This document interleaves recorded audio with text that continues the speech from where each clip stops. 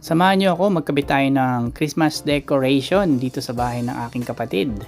So umpisahan natin dito sa reindeer. Lahat ng mga Christmas decor na to puro naka-store yan sa storage room. So after Christmas tinatabi, kaya pagdating ng Christmas itong December, so ilalabas natin ulit. Itong reindeer na to kailangan tumayo siya ng maayos kasi lagi siya natutumba, so dinadagdagan natin yung yung poste niya para hindi siya natutumba ng hangin kasi madalas malakas ang hangin palagi nating tinatayo yan, so hassle. So ngayon titibayan natin ang pagkabit. Ito naman kinakabit ko yung parang mga twigs to na may mga ilaw yung dulo.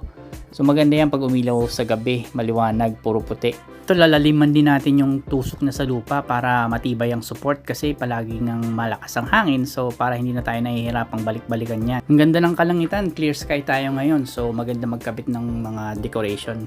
Inaayos natin ngayon tong extension wires kasi dito natin sasaksak lahat ng mga decoration, Christmas lights, para pagkasaksak natin lahat sila sabay-sabay iilaw para hindi na siya separate na saksakan. Lalagyan din natin ng extension switch yan mamaya para isang pindot mo lang lahat na sila iilaw at hindi na natin problemahin pang isasaksak bawat isa. Isasabit din natin itong Christmas star na gawa ni Papa last 2 years ago. Itong mga candy cane, yan, ay tusok ko na rin, okay na rin sila. Pwede na rin siyang pailawin mamaya.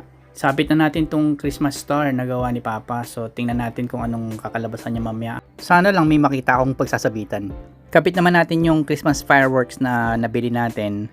Maganda to pag umilaw. May adhesive na tong kasama pero dadagdagan natin ng tape para mas matibay ang dikit niya at hindi basta-basta matatanggal. I-align lang natin ng kaunti yung mga parte ng Christmas fireworks para maganda siyang tingnan mamaya. Halos patapos na tayo rito, so yan, makikita na natin yung ating pinaghihirapan. Sana maganda yung kalabasan.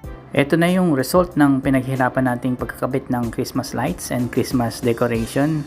Ito yung gilid ng bahay at ito naman yung front view ng mga Christmas lights at Christmas decors. Pa-comment na lang po kung meron kayong suggestion para po sa mga aspirant at nangangarap na makapunta ng Canada. Tuloy nyo lang po yung pangarap mo ninyo, huwag ko yung titigil. God bless you all. Paki-follow and subscribe na lang po ulit. Thank you so much. Ituloy mo ang pangarap mo, magtiwala ka. Pinoy Visitor in